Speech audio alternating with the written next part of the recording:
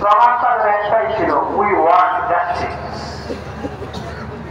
আমরা ন্যায় বিচার চাই, আমরা বৈষম্য চাই না।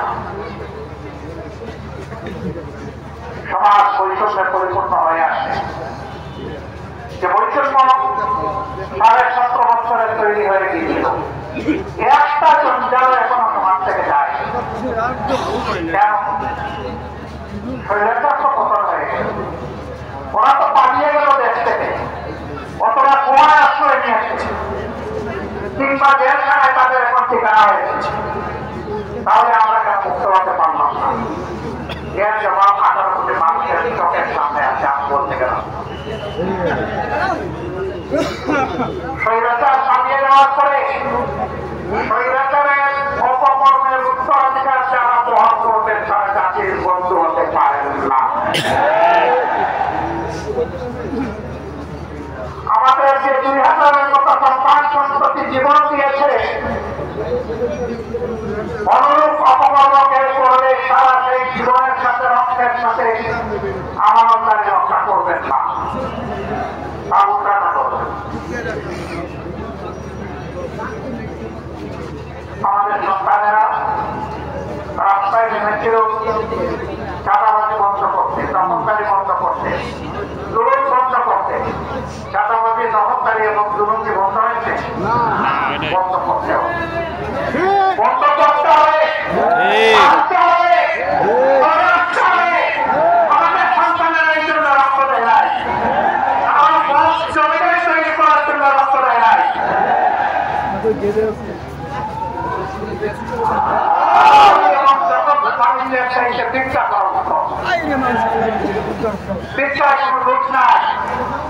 আপনি মানুষের কাছে চাইছেন, আল্লাহ মানুষের অন্তরে দয়া পয়দা করে দিলে মানুষ আপনার দিকে হাত বাড়িয়ে দিবে। ভিক্ষা করা না চাই নয়, যদি বসবাসী হয় শিক্ষক কাছে সেটা ভিন্ন, কিন্তু প্রয়োজনের কাছে যদি কোনো কাজ না আছে, উপার্জনের কোনো ঠিকানা না আছে, কেউ যদি ভিক্ষা করে এটা কোনো দোষের কাজ নয়। আমরা আমাদের কর্মীদেরকে বলেছিলাম আমরা সবথেকে বড় মধ্যম সম্পন্ন, আমাদের মতো কোন দলের 1 থেকে 11 জন শীর্ষ নেতাকে স্বৈরাচারী সরকার ভোট করে নেয়। আমাদের শীর্ষ নেতৃত্বকে ভোট করেছে আল্লাহ গুলাম রাহিমাহুল্লাহ থেকে শুরু করে মৌলানা আব্দুল হামিদ মন্ডল রাহিমাহুল্লাহ পর্যন্ত, আল্লামা দিলওয়ার হোসেন সাইদি রাহিমাহুল্লাহ পর্যন্ত যারা চলে গেছেন তাদেরকে আল্লাহ তাআলা হযরত আব্দুল্লাহ রাদিয়াল্লাহু তাআলা এর বিষয়ে সত্যিকারে কবুল করুন। আমাদের ছোট ছোট সহকর্মীকে খুন করা হয়েছে, খুন করা হয়েছে শিশুকে, খুন করা হয়েছে বৃদ্ধ-বৃদ্ধাকে, খুন করা হয়েছে আমার ভাইকে, খুন করা হয়েছে আমার বোনকে। আমরা সেই মজলুম সংগঠন অন্যায় ভাবে হিংসা করে যাদের জীবনদান ছেড়ে নেওয়া হয়েছে, লগ প্রতীক ছেড়ে নেওয়া হয়েছে, আমরা সেই মজলুম সংগঠন, একমাত্র মজলুম সংগঠন যাদের সবগুলো অফিস কার্যত সিলগালা করে বন্ধ করে দিয়েছে। আমরা সেই মজলুম সংগঠন প্রথমের সময় বিশাল সরকার শুধু যাদেরকে নিষিদ্ধ ঘোষণা করেছে, এই সুযোগগুলা কারো উপরে হয়নি। এত খুন, এত শাহাদাত, এত বন্ধুত্ব, এত লাখ লাখ হাজার হাজার মানুষের কারাবরণ, এই সমস্ত কিছু বুকে নিয়ে 5 আগস্ট আমরা বলেছিলাম আমরা আল্লাহ তাআলার শুকরিয়া আদায় করি। আলহামদুলিল্লাহ, আলহামদুলিল্লাহ। বাংলাদেশের জনগণের মধ্যম জনগণের প্রতি আল্লাহ তাআলার এটা রহমত, আল্লাহ তাআলার এটা উপহার। কেউ কল্পনা করে নাই 7 তারিখে এমন একটা পরিবর্তন হয়ে যাবে। আমি সাফল্যের কথাও জানি, তারাও কল্পনা করে নাই 7 তারিখে এই পরিবর্তন। এই অসম্ভবকে সম্ভব করেছেন আল্লাহ। আমরা তাই প্রথমত আমাদের সহকর্মীদের, তারপরে নির্বিশেষে পুরা দেশবাসীকে আহ্বান জানিয়েছিলাম আল্লাহ তাআলার এই নিয়ামতের শুকরিয়া আদায় করার জন্য আসুন আমরা শান্ত থাকি, ধৈর্য ধরি এবং দেশ গঠনে অংশগ্রহণ করি। আলহামদুলিল্লাহ, আলহামদুলিল্লাহ। এত বড় একটা নির্যাতনের পরে পরিবর্তনের পরে একটা দেশের যা হয় সম্প্রতি ইতিহাসে বিভিন্ন দেশে যা হয়েছে তার কিছুই বাংলাদেশে হয়। আওয়ামী লীগের এক নেতা বলেছিলেন আমরা ক্ষমতা থেকে নামলে 2 দিনের মধ্যে আওয়ামী লীগ এবং তার সহযোগী অঙ্গ সংগঠনের 5 লক্ষ লোককে প্রতিপক্ষের লোকেরা খুন করবে। এই কথা বলে বলে ওদেরকে ভয় দেখিয়ে মেরে কুটে যে কোনো মূল্যে ক্ষমতায় থাকার জন্য ওদেরকে বাহাদুরি করবে। মনুষ্যত্ব বিসর্জন দিয়ে ওদের ভিতরে প্রশস্ত ঢুকে দিয়েছিল।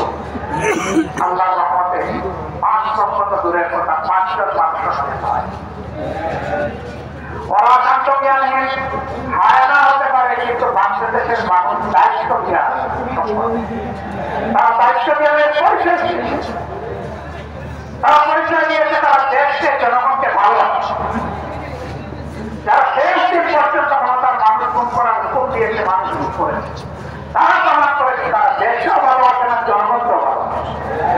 তারা শুধু গদিকে ভালোবাসে, লুটপাটকে ভালোবাসে, চুরি চালানিকে ভালোবাসে, দেশের সম্পত্তি দেশে ট্রান্সফার করাকে ভালোবাসে। তারা চাই সম্মানিত ভাইরা, একটা ধ্বংসস্তূপের উপর বাংলাদেশ এখন দাঁড়িয়ে আছে। ব্যাংক, বিমান সেক্টর, কর্পোরেশন সব ভিতরে উজাড় মাটির সাথে ধরছে। এরা এখন এদের সেবা এখন মাঝে মাঝে দেখি অনলাইনে এসে মাথা বলে যে আমরা না স্বর্গে গেলাম, এখন পড়ে গেলাম আপনাদের। হ্যাঁ, স্বর্গ তোমাদের জন্য ছিল, এটা সঠিক। আর বাংলাদেশের মানুষের জন্য এটাকে তোমরা বানিয়েছিলেন নরক। তোমাদের ওই স্বর্গ তোমাদের কাছে ফিরে আসবে না। এখন বাংলাদেশের মানুষের কাছে কিভাবে স্বর্গ ফিরে আসে সেই চেষ্টাই আমরা করে যাবো ইনশাআল্লাহ।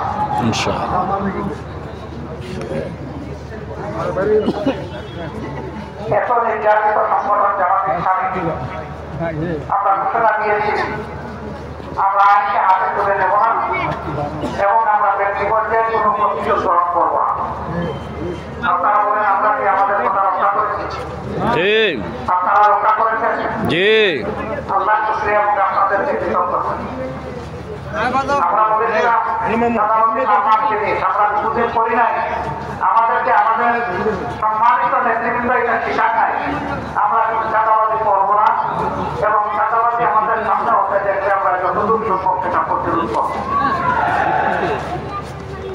আপনারা কি আমাদের এই আহ্বান রক্ষা করেছেন? একটা করেছেন আর একটা পারেন নাই। আমরা নিজেরা চাঁদাবাজি করছেন না, কিন্তু চাঁদাবাজদেরকে আপনারা থামাতে পারছেন। অবশ্য চাঁদাবাজদেরকে থামানো আমাদের দায়িত্ব, দেয় রাষ্ট্র উদ্যোগ থেকে আমরা রাষ্ট্রকে কথা দিচ্ছি, আমরা রাষ্ট্রের সাথে না করি। আমরা বলেছিলাম ফুটপাত থেকে বিভিন্ন জায়গা দখল করা, বালু মহান, জল মহান, এই মহান, সেই মহান, এগুলো আমাদের কাজ না। আমরা দখল বাণিজ্য করবো। আপনারা কথা রক্ষা করেছেন, করবে, এটার উপরে থাকবেন। আমরা এগুলা করবো, কারণ আমরা দেশের মানুষকে ভালোবাসি। আমরা নিজেরা শান্তিতে থাকতে চাই এবং প্রিয় জাতিকে শান্তিতে রাখতে চাই। তাহলে তো হয়ে গেছে, শান্তিতে থাকতে হলে রাখতে হলে এগুলা করা যাবে। আমরা আমার জাতিকে সামনে রেখে ওয়াদা করছি আমরা এগুলা করবো। আশা করি জাতি তাদের কোরআন সঙ্গে লেখে মানবে, আমরা এগুলা করি না। আমরা অনুরোধ করবো আমাদের নামে কেউ যদি এটা করার জন্য হাত করা অবশ করে মনে করবেন যে আমাদের দুঃখ হয়, সে আমাদের দুঃখ। এরকম কোনো হাত আমরা দেখতে চাই না, এরকম কোনো চোখ আমরা দেখতে চাই না। সেই সময় বলবেন সম্পদের উপরে পড়বে। আমরা অল্প সম্মানের সাথে বসবাস করব। সম্মানিত ভাইয়েরা,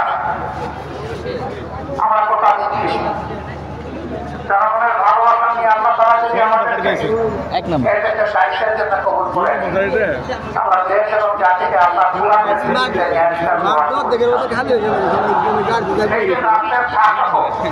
বিচারের তলোয়ারের নিচে তাকেও থাকতে হবে। তিনি অন্যায় করলে রাষ্ট্রটাকে ক্ষমা করবে না, বাস আস্তে আস্তে বাইরে তো বীর বলে রয়েছে। না ওনার পরে সভাপতির বক্তব্য আছে না ও আচ্ছা। একটা রাজ্যের গভর্নর সম্মানের সাথে বলছেন এ দায়িত্ব আপনারা পালন করতে হবে না।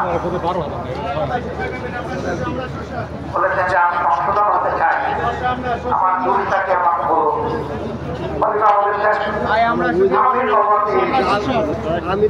আপনাকে যেদিন আমি গভর্নর নিয়োগ করেছিলাম সেদিন আপনার যে অবস্থা ছিল, সম্পদ ছিল, সহায় ছিল,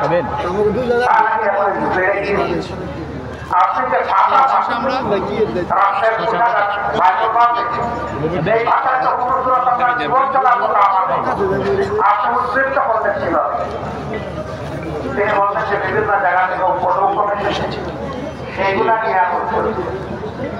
বলেছেন আপনি যদি ওই জায়গায় না থাকতেন আপনাকে থেকে উপলক্ষ দিত।